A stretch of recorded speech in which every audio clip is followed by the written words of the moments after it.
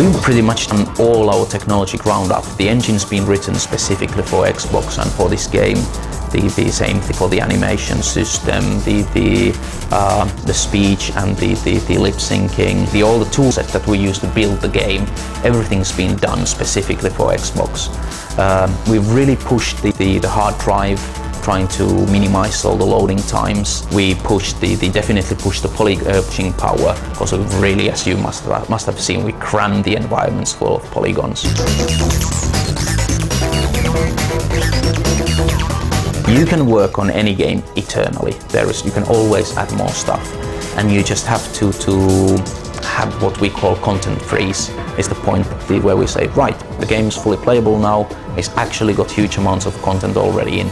We stop here, and now we make sure that there are no bugs in the code anymore, and we start polishing it and pushing the performance. But yes, it's a very, very hard decision, and the one that no designer wants to make, because there is always that one extra item or quest you want to add.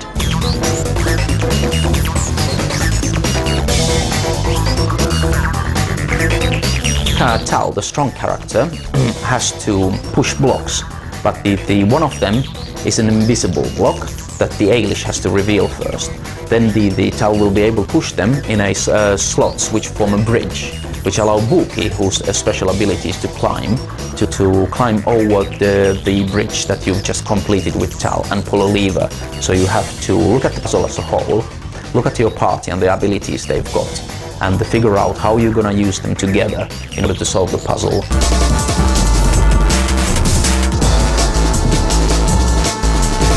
The way that the experience works in the game, that even if you don't control some of the play characters all the time, they'll still accumulate experience, and the game makes sure that they don't become so weak that they can't fight in the later stages of the game. So it's really down to the player. I really like playing with Tal, and I play with him sort of 75% of the time. But equally well, one of my designers really enjoys playing with Buki, and that's great. I'm really hoping that every player will find their favorite character that they really like to play with.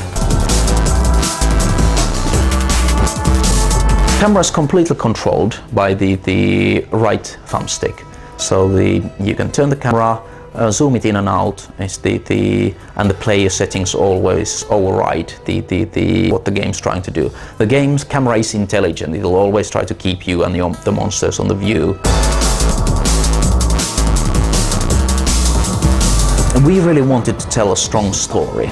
Now, I quite like the games with a lot of freeform stuff, but I feel that if you want to tell a strong story, you pretty much have to have the main story path set. And that's what we've gone for with Sudeki, is discovering the next bit of the story, is the part of the reward the player gets.